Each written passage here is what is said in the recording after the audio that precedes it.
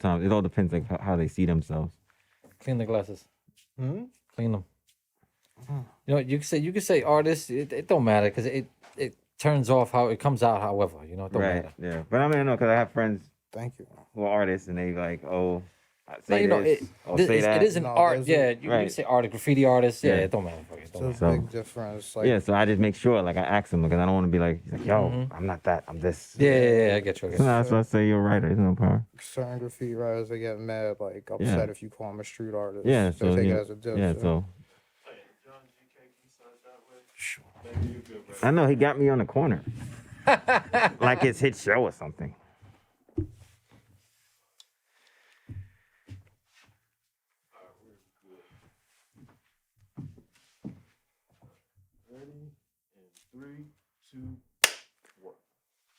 Como va, and welcome to another episode of the Super P Podcast. It is I, Polo Parata, in my new mask from Sergio Tacchini. I want to say happy Valentine's Day because we've been going for almost 3 weeks, and it is Black History Month. So all my brothers out there, hopefully they are enjoying their month. GK, how are you doing? I'm good. You good? How have you been? I haven't seen you in a while. We gotta talk about this. Oh, okay. So we will talk about this. But we do have a guest. He's a writer, and it looks like he wears a lot of Polo Ralph Lauren. We'll talk about that later. But Mr. Mega is here. What's good? What's good? What's good? So first of Yo, all, dope glasses, man, for real. oh, thank you. Ill gazelles. Yes, these are actually Gucci Dapper Dan limited edition Facts. glasses. Those you are know. dope. And I only wear them for the show because I can't. Everyday use, you can't wear them because the rhinestones come out. So, but let's talk about you. So, how have you been doing to, COVID-19 and all this craziness? But I'm good. Me personally, I'm not the one to complain. Mm-hmm. No gripes and all like that. I just let it flow as is. Things are gonna be however they are, however they perceive. How people perceive it to be.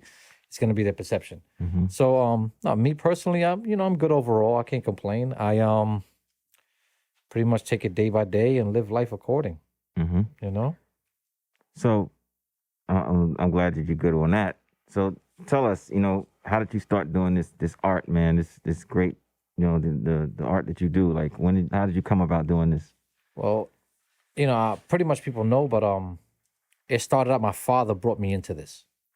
And it was like as a young kid growing up in the 80s, the trains were bombed like everywhere. Mm-hmm. So basically, taking the train with my pop and my mom, I would just look at all the stuff. I was like real fascinated by it. And it was just like me looking at things and changing it, conforming it to my way and looking at it. Then one day it was like, I tell my dad, like, I know what that says. Mm-hmm. And he's like, really? And I told him what it was. Yeah. And he goes, interesting, he's looking at me like, you sure? I'm like, yeah. And then one day it was like, I tell the story to a lot of people. It's like, my dad one day was at 59th Street train station when it was a double R train in Brooklyn. Mm-hmm. And he tells me and my brother to go to both ends of the platform to look out for cops. And we do that. And he's just like, whatever you do, just look out. Right. So like, all right, okay, no problem. So the train pulls in, fresh, brand new, it's all white.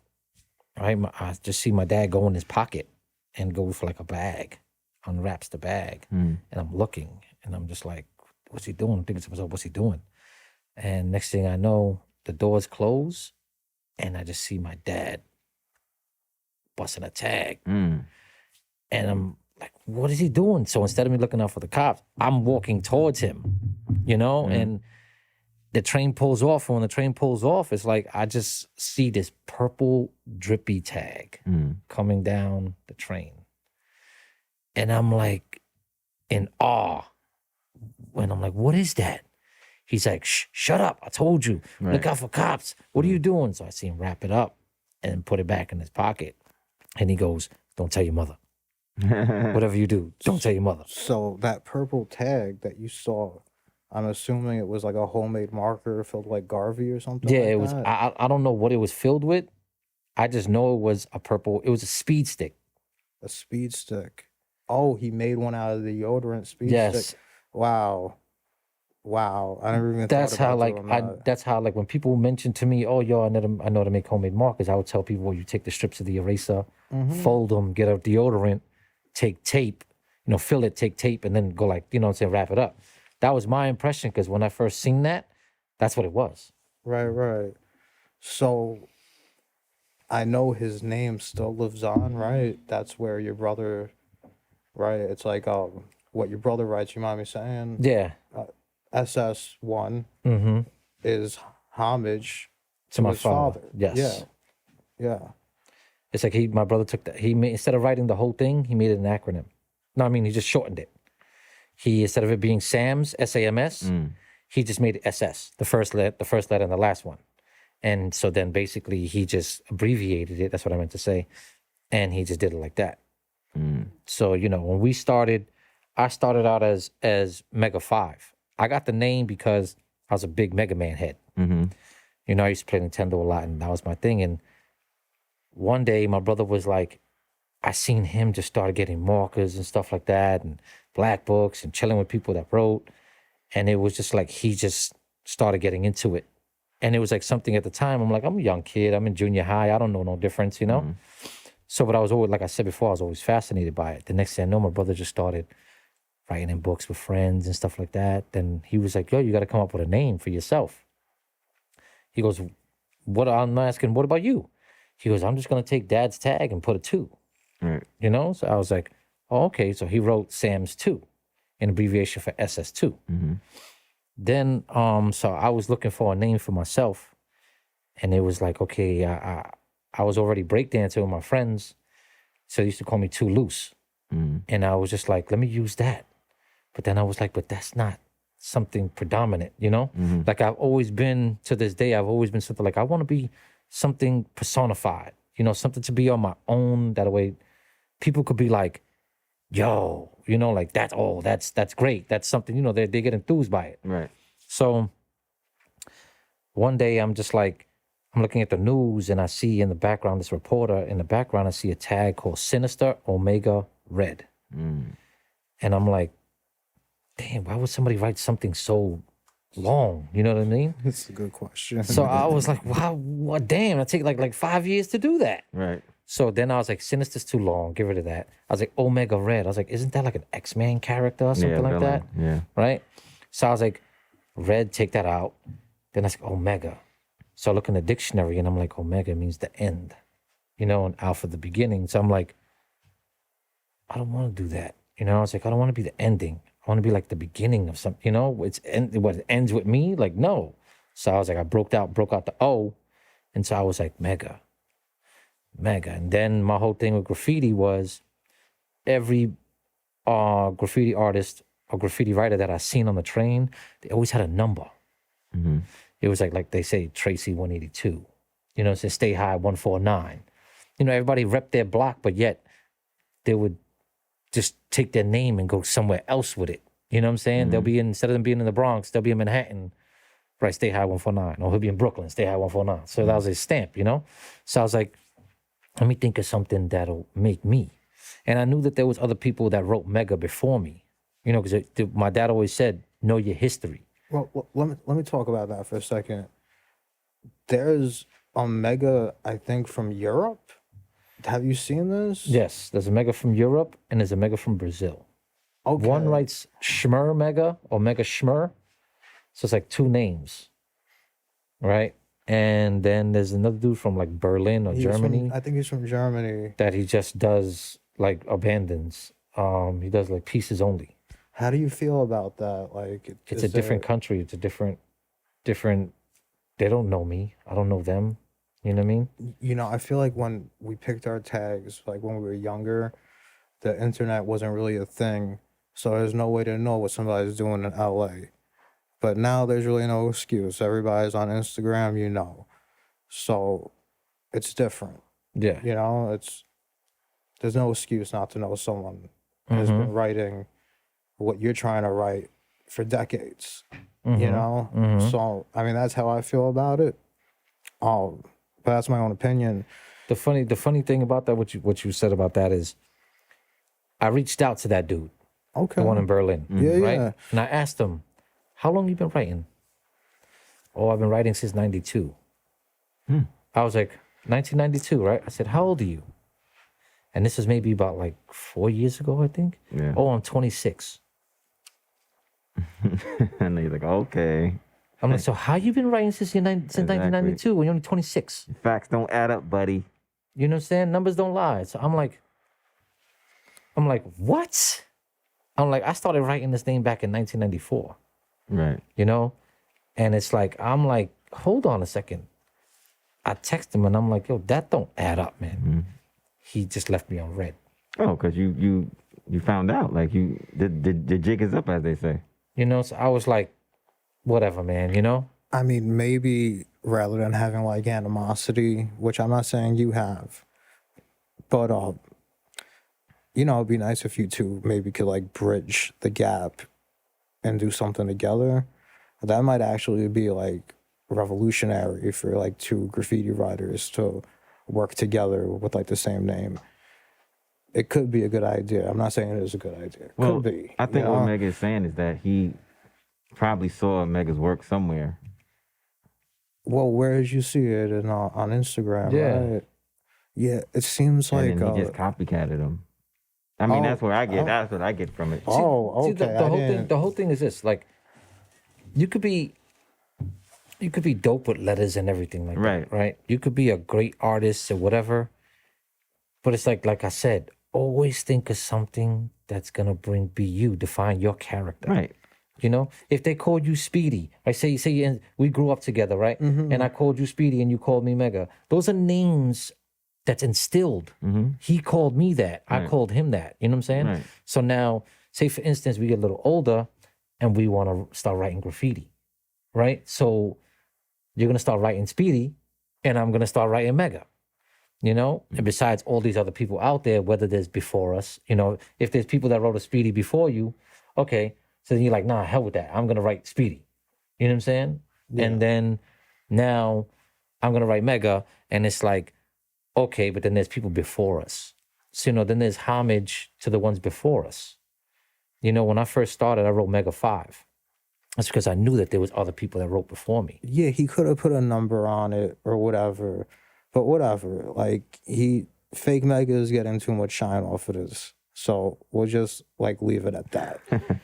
You know, it's like, yo, look, Speaking of listen, you want to build.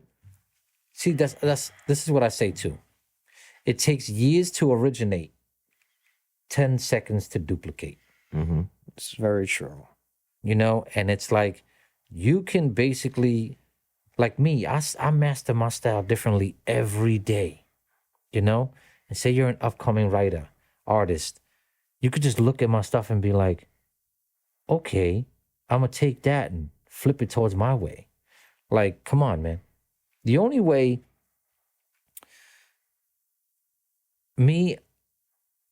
I'm very humble. You know, everybody's humble to an extent, you know? And then what I could say is this: if you're gonna take something from someone, pay homage to that person. You know what I'm saying? Right. Show them, like, look, you are my influence. The reason why I do this in my letters is because you influenced me to do that. I respect that. You know, I had 2 people do that. Like, yo, the reason why I write my name like this is because of you. You know, me looking at your style, you influenced me. I can't say nothing about after that. You know what I'm saying? All I can say is thank you. Keep doing it. Push your work. I'm glad I did that. That's what we're supposed to do. When you reach a certain age in graffiti, you're supposed to start mentoring. You know, it's like, it's not really taking people under the wing, but it's more like showing the people the way. Like, this is history here, so don't do this. This is the rules, right? Which we all have different rules to follow, but there's always one embedded rule to go by. You know what I mean? Yeah, but graffiti writing is like very competitive. So always been like that doesn't happen. It's like each person is starting like their own advertising campaign for themselves, you know, and nobody wants someone else's campaign to be better than theirs, you know? So, you know, there's a lot of competition. Yeah, of course. But the thing is this: if you're humble enough to take advice from someone else and utilize it and use it to an advantage of yourself, that makes you a better person. Oh yeah, 100%. You know, and it's like when you're open to suggestion, open to other people's ideas, it changes your ideas a little bit. It can either enhance them or it could deplete them. Oh you know? yeah, sometimes the influence could be like a bad influence. Yeah, you of know? course.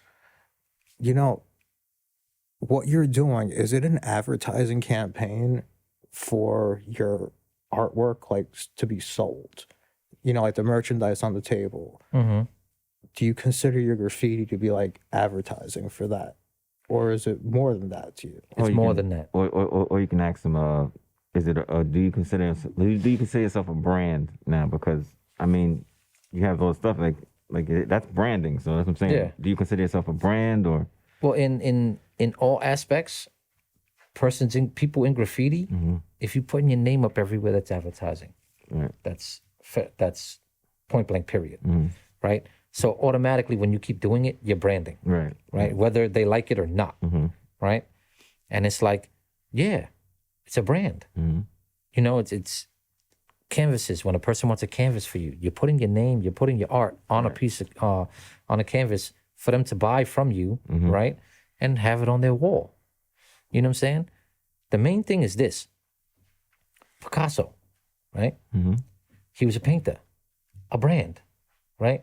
He died, right? And they still sell his artwork for millions of dollars, right? Who's to say I'm a living artist? Why can't I do that? Why can't a million other people do that as well? You know what I'm saying? So it's like we're living. We're making our mark. Because my whole thing is this. When I pass, I want little kids or have their grandparents or have their parents have one of my piece of works in their house. Because why? We always want to live forever in the hearts and minds of people. And that's one way. Yeah, live through your work. Do you feel like fine art kind of hates on the street art? Yeah. Like Of there's a course. gap I there, think so. right? So why is that gap there? Why do they hate on it? It's understanding. It's understanding. You see, if a graffiti artist was to go into a gallery, right? A gallery is not going to understand the graffiti artist. Just like the graffiti artist is not going to understand the gallery. You know, if they communicated and been like, look, I'm looking for this type of art. Say they want mosaic, right? So they tell the graffiti writer, this is how you do mosaic, you know? Look at this work here. This is how you do it. Now the graffiti writer is going to take that into an idea of his own and do it on a piece of canvas or on a piece of stretch withered paper, whatever they want to do, right? Well, so now if they do that, right, then they just transition that person into be a gallery artist, but yet alone, he's going to take that idea and put it into his graph. So that changes his art. You know, if there's more communication to it, there won't be that gap. So I feel like graffiti writers are unwilling to follow the structure behind fine art, you know? It goes both ways, but I think you're right about that. You know, it's a format thing for sure. Yeah, it's always like that. It's like, for instance, you get perception from a white guy, right? Sorry to put race, but it's just to see the difference of it, right? You get a black guy and a white guy, put them in a room, right? And they're looking at one art, looking at one painting, right? He's going to tell you his idea and what he sees. The white guy's going to tell you his idea and what could happen? They mesh him, right? And then when they like, you know what? Let's work on something like that, me and you. Let's put your ideas in it, I put my ideas in it, and let's see what happens, right? It's either it's going to be something great or it's going to be something horrible. That's But true. the only way to do it is to see what's in the work. You know what I'm saying? So, like I said, it's all about understanding and communication. The more you talk with me, the more I talk with you. Right. You know what I'm saying? So it's more transparent. You know, it's not about, okay, I got some ideas which I'm going to use when he's not here, so that way I can do this. It's like, whoa, hold on a second. Aren't we working on this together? You know, but that's another thing too. There's people, they want to keep things to themselves. You know, they're like, this is what works for me. 100%. You know, a it's lot like, of this is what people works for like me that. all the time. All right, you know what? You keep that idea for yourself. But when you put it out there for the universe to see, it's going to come back around. And someone's going to catch on and they're going to get it. You know, and they're going to use it to their advantage. You know what I'm saying? That's what it is. If people are more like, okay, or like that goes back to what I said before. It's like if they seen that, right? And that person was like, look, I got this idea from you. All right, thank you. You know what I'm saying? That's what it is. It's all about understand. Like I said, the communication's open and free. Right. But it's like whether that person wants to give the ideas away, it's on them.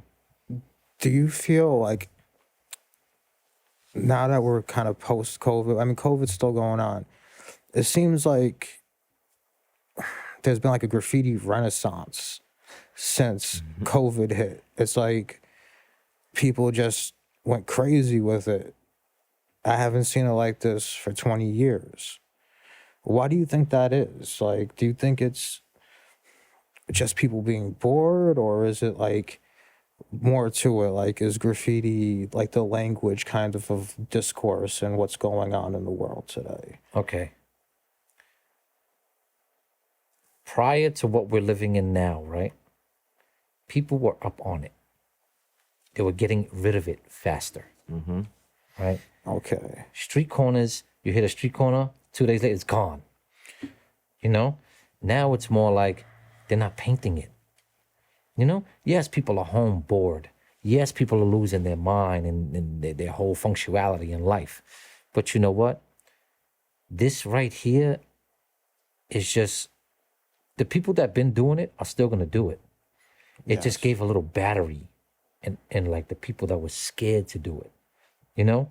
Because it's like, all right, my thing with street artists, right, is that either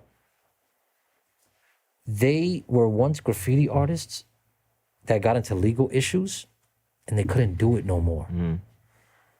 Right? So that way, that's the Right. only way they can let out their passion. Right. You know what I'm saying?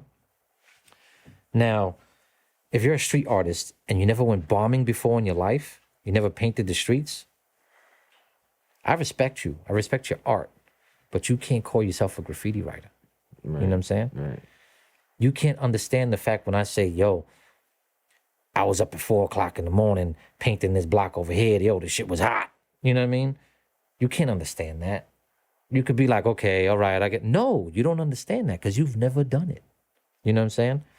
But the thing with this whole COVID thing is because there was lesser policing. That's what I was gonna say. Yeah. You know, it was more just people felt, besides enclosed, they felt free at the same time. You know what I'm saying? Because what's that saying? You can't keep someone locked away for a long time because then they break free, right? I forget that saying. Right. What is it? You know, but it pretty much is like a caged animal. There you go. You can't keep a caged animal for, thing before they break free. Then that's what it is. It's like people saw that opportunity. Even the people that got good jobs that they used to bomb the streets, and then all of a sudden they end up getting a real good job. And they're like, you know what? I can't work right now. I got laid off. Right. Yeah. Okay, so you got laid off. So now you got nothing. You're collecting unemployment. You know what I'm saying? You're on furlough. So if you get arrested now, it don't count. But do you get arrested anymore? You get DAT. It's a From what DAT. I hear. Right. From what I hear, because it no longer is considered a crime. You know, it's just like marijuana. Right. You know, come on. It's basically pretty much, it's supposed to be legal, right? But it's not. Because they can still arrest you. They can still give you a DAT for it. So if it's considered legal, Yeah. you know what I mean? Why, in Jersey, I read stories in Jersey that it's supposed to be legal out there, but they still can arrest you. It's crazy. I was Well, always under there's the always assumption. loopholes for everything. So. Yeah, you know? what I mean? That's why I even said it to myself. It was like an article last week or something like that where some kids were like, yo, I live in Jersey and it's supposed to be legal, but I'm still getting arrested for it. Yeah, I mean, because I think with COVID, it like kind of like we have a lot of space to do a lot of stuff now, and it's like you don't have that presence of authority. Like, you walk some places, everything's closed down, everything's shut down. What do you think's going to happen? That's open space to get busy, and it's like you rarely see. You see cops here and there, but not like you used to. Not like a couple of years ago, where, they was patrolling. They was trying to lock people up for hopping the trains. Yeah. Now you can go to any train station and hop freely and not worry about it. That's true. That's true. Even some cops will just be like, yeah, and sometimes they'll see you and they Just won't go. they won't give a shit no more. And that's what I'm trying to say. It's just like to me it's just like free space to do. If that's what you do, you can get off. Yeah. Like it's not a problem. I just true. think it wasn't like that. Yeah. Pre-COVID, it was more. Everybody was on pins and needles and. Yeah, exactly. My thing is this, right? I've always seen this in neighborhoods, right? Is why all the gates gray, right? To me, okay, people always say Williamsburg, right? They talk about Williamsburg. Oh, it's there's graffiti everywhere, all over Williamsburg. Oh my God, it's lively. That's why Williamsburg is considered the new Manhattan. Yeah. Is Why? that true? Yeah. No, because if you think about it, look, all the gates are painted over there. All the walls are painted over walls. there. It's beautiful. Yeah. And they take pictures of this stuff and throw it in magazines and stuff. Of all Yeah. these people's stuff. It's all the time. beautiful. There and Dumbo's another spot. Exactly. They got spots in Dumbo that are. It's like when you think Laced about up. it, right? I If you love have to. art, I'll go back to that, but I'm gonna say this. go ahead. If I'm a store owner, right, and I know that people constantly tag my gate, right, with different names and everything like that, I'll do fill-ins on it, right? Me personally, I would leave it there. Why? If my store is the only one on the block that has art on it, whether you want to call it graffiti or art, whatever it is, that makes people wonder. It makes people really think like, what's going on there? Why is it the only store on this block that has art on it? Why is that? It gives people the impression like, maybe I should go in there. You know what I'm saying? I got to see what they got. That brings more people, more revenue to you. When you look at the gates, all these stores, they're all gray and silver. What is it the meaning of? That's, to me, when I look at a gray gate, I see death. I see dull. I see no life. I don't see nothing, right? Even if, say, for instance, you own the store, right? And you named it the store, right? And you wrote on the gate, the store, right? You're giving your place of livelihood life. Yeah, people don't look at it like that, though. There's a lot of people out there, I think older people and us especially, ones that lived through like the 80s, the like Ed Koch era, they really just see it as vandalism, so it gets painted over. It's all about how you interpret it, whether you look at it as art and, or if you look at it as just like straight vandalism.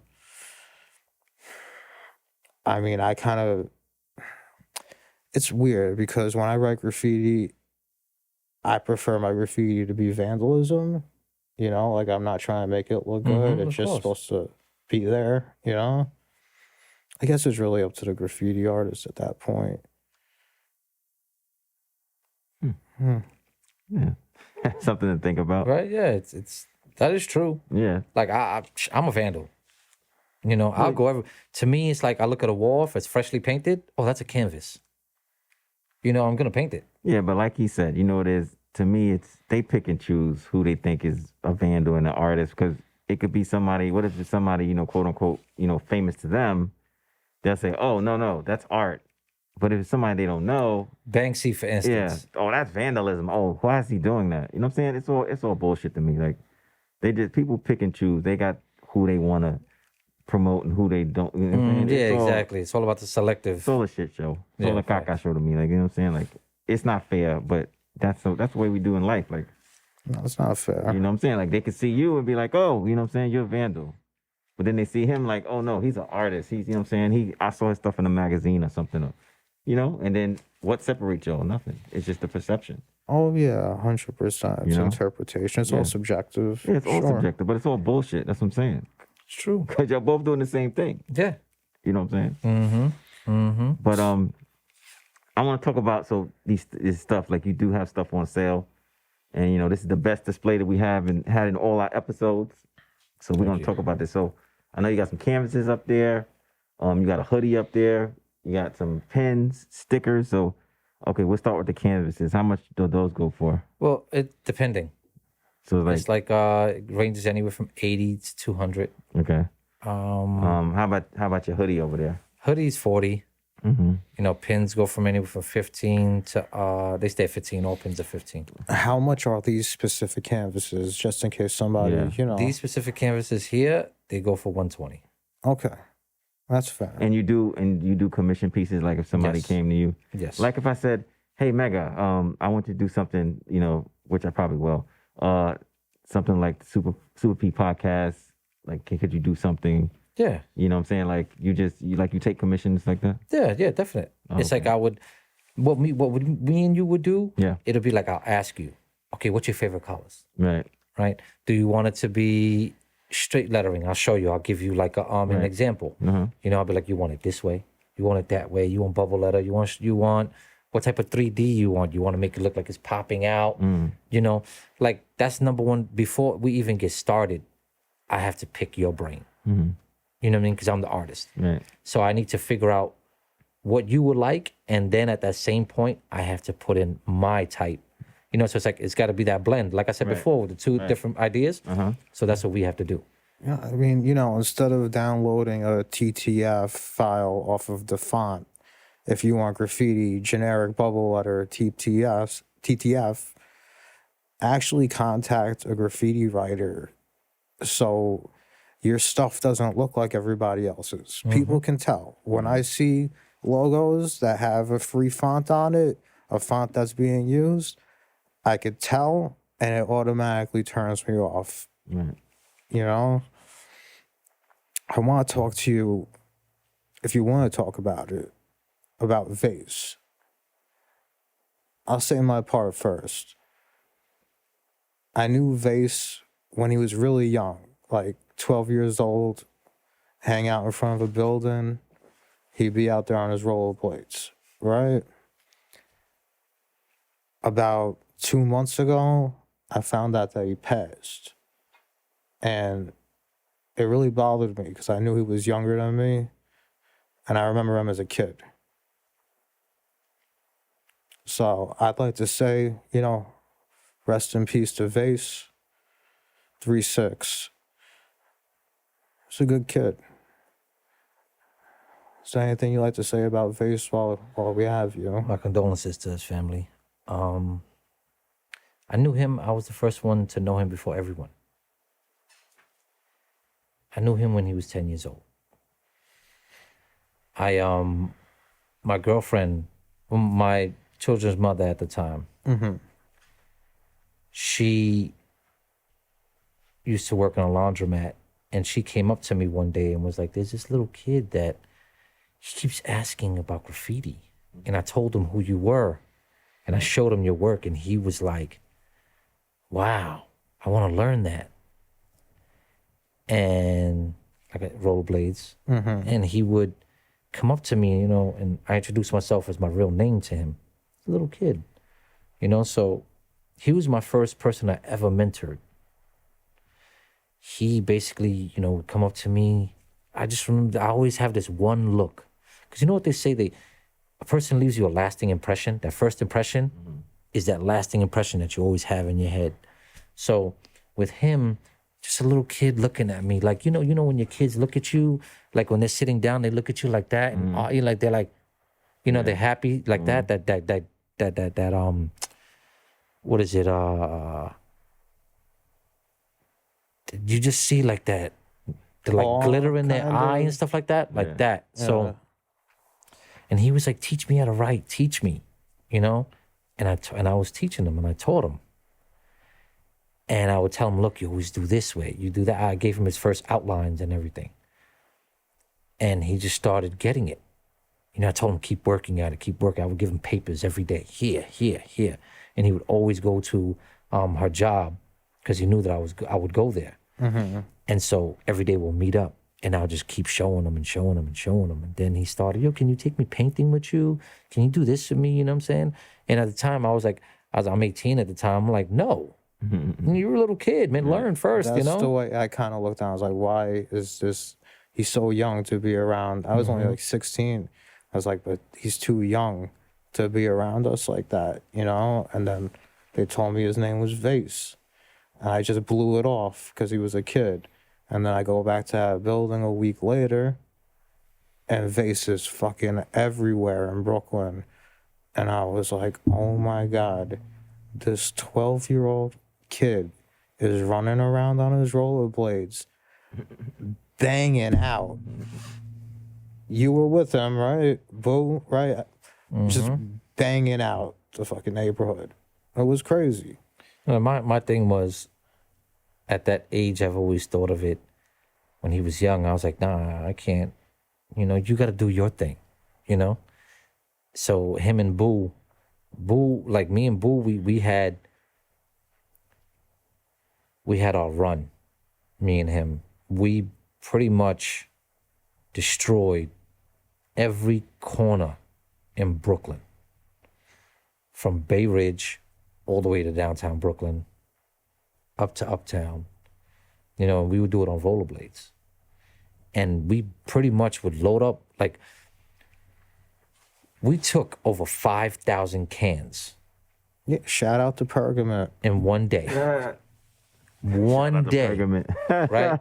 Yeah, I think we put Pergament out of business. I That's think. funny. That's so funny. Yo, me and Boo, right? It was just funny.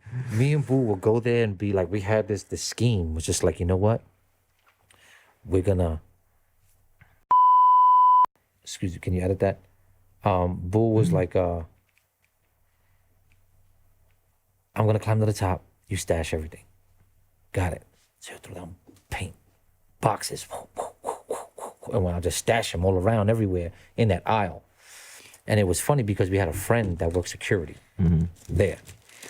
So he would keep the receipts of people that didn't want the receipt. Right. You know how they would poke the hole, right? He didn't do that. So one day, he just gives us a stack of receipts. Do you think, fellas? Really?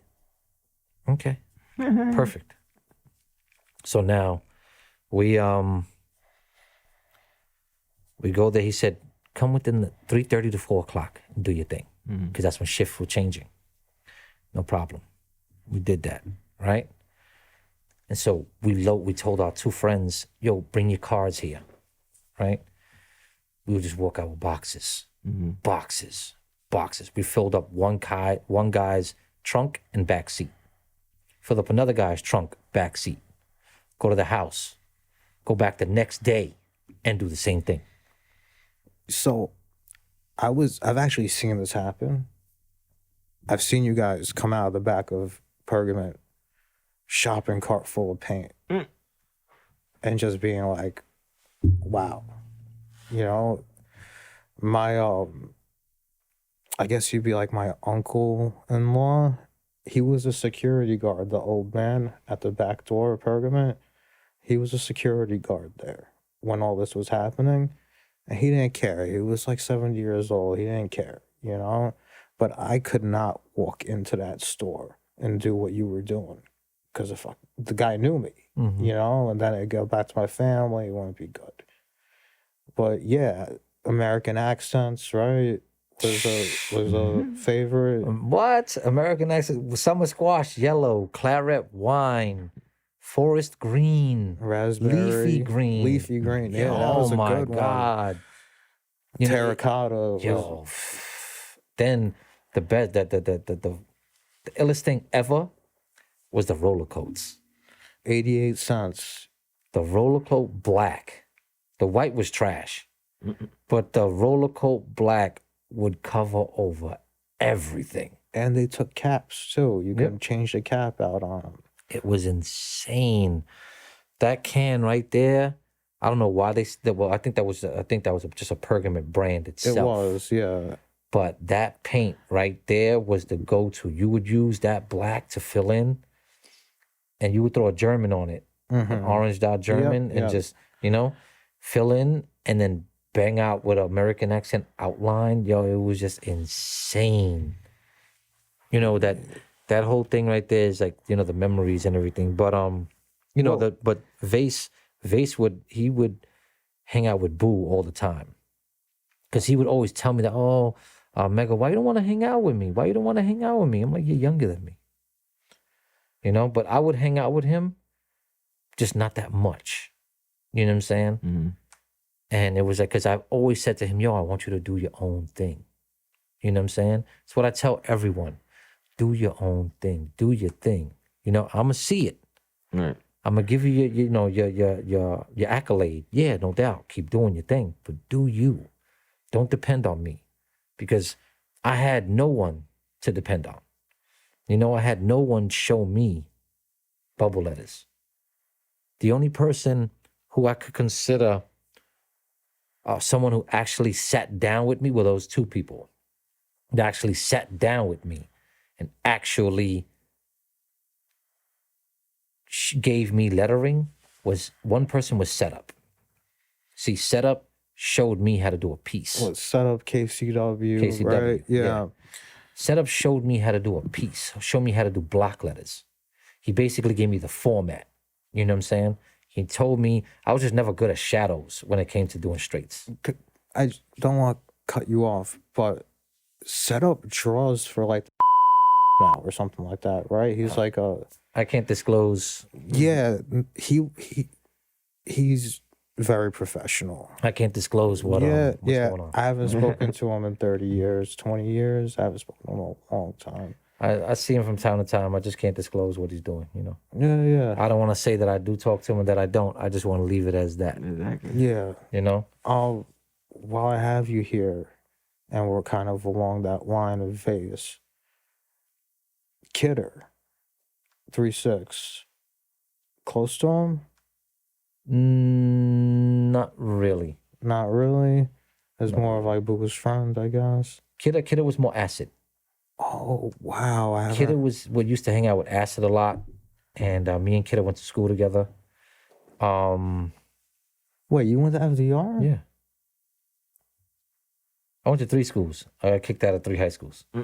Yeah, you went to Fort Hamilton too. Yeah, and I went to telecommunications. So it happens, man, when your knuckle game is up to par, you know what I mean? You just, it's what it is. Inciting riot. I got kicked out of telecommunications for inciting a riot. Do you feel like graffiti writers are kind of like tortured artists? Do you feel like there's a lot of pain with like graffiti writers? There's pain in everything. There is, but for some reason specifically, life is pain. So one person could say. I don't know. I've kind of like recently thought of like there's a lot of like pain within graffiti writers, a lot of tortured artists. Yeah, I believe art itself is torture. Because you have to go through something to put it there. For instance, Leonardo gave his ear, right, to a prostitute. But look at his work. What, Leonardo the Ninja Turtle? No. Leonardo the painter. You dope. Ninja Turtle and have years, right? Well, think about it. Find this guy out. Right? Send him back. Yeah, I'm getting a piece after this. That no dominoes, yo, no dominoes. But my whole thing is, like, art is sacrificial. Because it's like you're sacrificing your time, you're sacrificing your creative juices, sacrifices energy. That stuff we can never get back. 100%. You know what I mean? Yeah. And it's like, so what we're doing is we're pouring it out. We're pouring it out in our work. But the thing is this: body and mind are 2 different things. Right? It's all connected in one, but it's 2 different things. If you're tortured body, right? Mm-hmm. And you're looking for substance to feel, to get rid of that pain, your mind oversees that. because your mind controls everything, but what you decide to put in your body is something you decided to do on your own. You know, mind and body connected, but the controlling of what you do is upon you. You already had the precognitive thought. You thought of it. You thought it through. Okay, you're going against, your mind knows it's wrong, but your body's saying, I want it, I want it, I want it, I want it. So right then and there, that separates. Because if you want to put an illicit substance in your body, that's something you, the body, wants, not the mind. So you control your suit. You're playing a game of like tic-tac-toe. You know what I mean? Yeah. So it's like in art, to me, since I don't get high or nothing like that, that's my illicit substance. You know what I'm saying? For me, putting it out there, that's my drug. This is a very this is like 4-level college philosophy talk we're having right now. You know? Yeah. Because you definitely need it. It's what it is. It's all about, it's all about, check this out. It's all about how, like I said, like the main, if you think about it, the main thing, how we started out with is perception. You know what I'm saying? It's that's what it's all about. See, people want to change. People think, okay, I've always thought, if I smoke some weed, I can change my creative thoughts. It'll make me enhance it more. A lot of creatives feel like that. Yeah. It's not right. It's not right. It's not. You're hindering that. Right. Because the come down is far worse than the high. Oh, I mean, it'll help you create to a point, but then it'll take you to a point where you can't create no more without it. You know what I'm saying? So that's why I said it's a hinderment. You know, it's like in the long run, yeah. You know, when you think about it, like I've always thought of that. Like, yo, you know what? Let me smoke some weed so I could start this process. Then while I smoke some weed, I forget. I get lazy. You know what I'm saying? My thing, I could tell you this. I tripped out on mushrooms and acid back in the days. Okay. Right?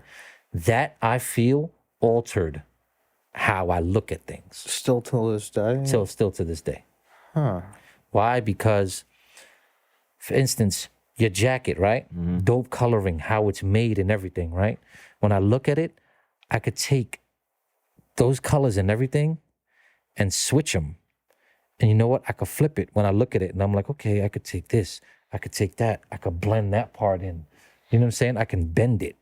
That's what it did to me. I can't do that. You see? That's the thing. It took me to a level where it's like I look at things sideways.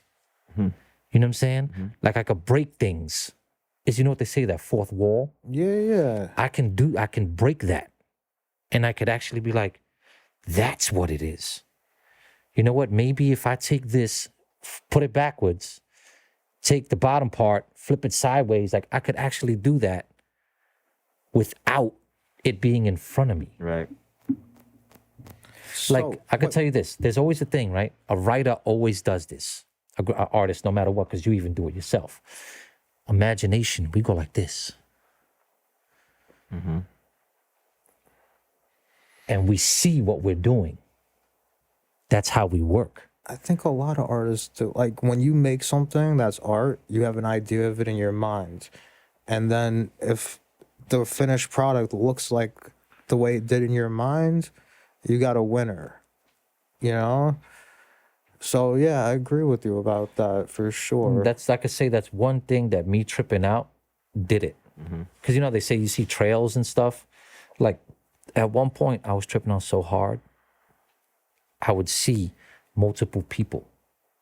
Like, I would see you, a red you, a green you, a yellow you, and then a pink you. That's a hell of a high. You should watch WandaVision. Trails. It was trails. There's a scene in WandaVision that's just like what you're talking about. Yeah, it's like now. No spoilers. Yeah. I mean, I watch it every week, though. I hear you. So great I gotta start getting into that one. I heard definitely. great reviews. Great Definitely show, gotta get into it. You know? So it's like that's what I basically like look at things. You know, because it's like, you know what they say, tripping out on acid, there's adverse reflex to it. You know, there's good and bad. Right.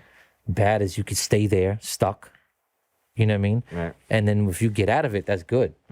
But it's all about the long-term effects. You know what I'm saying? They say it sticks on your spine for over 10 years. Oh, Then boy. it finally dissolves. Yeah, the only person I know that's like not dead from drugs, but like really burnt out, it's acid. Like they're still shot like 20 years Shots later. acid, yeah. Yeah. Oh gosh. You know, it's pretty much like, you know, it's all about how you can control it. Like I said, it's mind control. They were also irresponsible with it, you know, like you want to take 5 hits of gel, then you know you might be shot for the rest of your life, right? So, you know, with anything, there's like some type of responsibility when it comes to like the user, right? Yeah. Yeah. We all do it. Are we running out of time? Yeah, we're gonna wrap it up. You Well, know? all But right. Before we wrap it up, Ask him about the clothing before. I was going to. Okay. That was my last question. Okay, that was my let last me question get to my too. thing, man. Fucking blabbering about all types of shit in WandaVision. It's a good show. We're not a spoiler It's podcast. a good show. We're not a spoiler podcast. That's another podcast, not ours. It could be ours. Could be. But anyway, Mega, just you know, I see you wearing polo. So, you know, how long you been wearing the polo? My first shirt was in 1994. So you consider yourself a low head? Yeah. Okay. My sister, well, I could say when I started wearing it, but the first low shirt that I ever wore, my sister gave it to me back in 1989. Which one was it? Was a regular little horsey with the 2 buttons. Nice. You know, it was a yellow shirt with the blue horsey. And that was my first polo shirt ever that I had. For some reason, I remember you as a flag guy in high school. You were big into the flags, right? Yeah. My whole thing was I used to love the Bears. Till this day, Right. I love the Bears. Yeah, but it was we see. more. The flags were just easy for me to boost. Right. You know what I'm saying? I would go and boost them. John, they're stealing. Yeah. They're stealing. Yo, every come on, that's what it is. And in the beginning, when you're young, you would boost everything. You know what I'm saying? If you can do it, do it.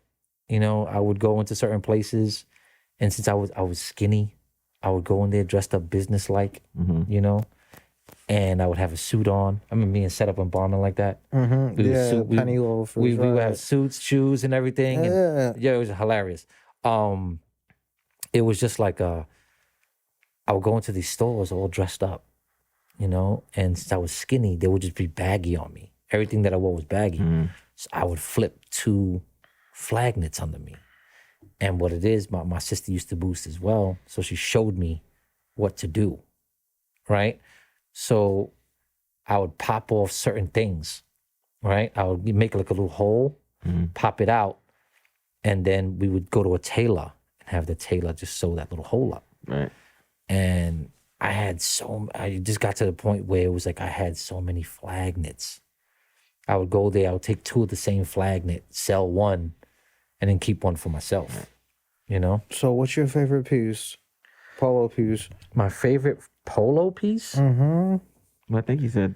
Oh, he's a bear guy, but which bear? It got to be a teddy bear. Oh, But which one? which one? I go to sit down. Okay. Sit down. That was my first teddy bear ever, was a sit down. Okay. But then again, And he just brought it back and charged $900 for it. Like they retro the sit down bear? No, there's some stupid. no, you're probably no. I know which one you're talking about. It's Purple Label. Oh, no. They brought out the sit down. They had like a vintage sit down bear on the site, and they sold it for like $900 or $800 on the or whatever. Well, I hope it was a fucking turtleneck at that point. No, it was a regular sit down. Wow. No, the crest is dope. But my favorite piece besides that is the 92 ski. You heard that? The sweater you were wearing in high school, the sit down bear, $900. just $900. Yo, I'm gonna tell you something. If I still would have had all the low pieces that I had then, right? Because I had all the pieces, but one of my exes destroyed everything. Bleach, cut it. Oh boy. Yeah, bad. It happens a lot. Bad. And if I had all the pieces that I had then to now, oh my equestrians. the 4-horse. Silk. I had silk shirts. I had original Bears 92. Stuff that was original. Right. Original joints. Dartboard. You know the dartboard, the one that they gotta want like bring one $500 still. for it now. Yeah, I had that. Still. I had only paid like $60 for it at the It time. was a cheap piece, like And, $7. Yeah. Yeah, it was just like I'm talking about. Like I had so much stuff. The fishermen's. I had what was the whole thing with the forest, but the not what is it? It was the fishermen. It was like sportsman. Sportsman, there we go. Yeah, the sportsman. I had Alpine. I had everything that was considered pieces, Right. but I didn't have a whole lot of them. But I had like maybe like 2 of each. You know what I'm saying? Like 2 of that line. Wait, did the ex-girlfriend cut your P tennis in half? Done. Did she cut it in half though? Done. No, she bleached, and cut. Cause I had a P tennis that was cut in half and stitched back together, so I got it cheap, but I still used to rock it, Yo, even with the stitch down the middle. Listen, it was cut all through the middle and then bleach on it. Yeah, it wasn't bleached, so it Well, wasn't your listen, shirt. Crazy. On that note, we're going to end the show. We definitely going to have a part 2 because Mega, you got 1,000,001 stories and we need to hear all of them, especially when we get into the boosting and clothes getting cut up. You know, I've had an incident with that. It's you know, crazy, man. We'll save that for another show. Where would you want people to find you, and where can they get this awesome stuff? You could reach out to me on Instagram, MEGAT2b. Just don't think you're gonna see my face because you're not. Exactly. You could message me. You could DM me. That's my platform. You know, which I show my stuff. Right. And if you're interested in anything else, I have model buses, model trucks. I have model trains that I do. I do sticker packs. I do vintage stickers only. The Blue Tops 2004, 2006. I don't like these. I gave you a bunch of the old ones. I hate these things. Then I give you a box of the old ones. No. Freyer gave me a box of 2004s, I think. Yeah. Yeah, and I think I might have gave it to Net. Possibly. Yeah. Possibly. But so- those are my favorite stickers ever. Okay. So GK, No. no, No. Still?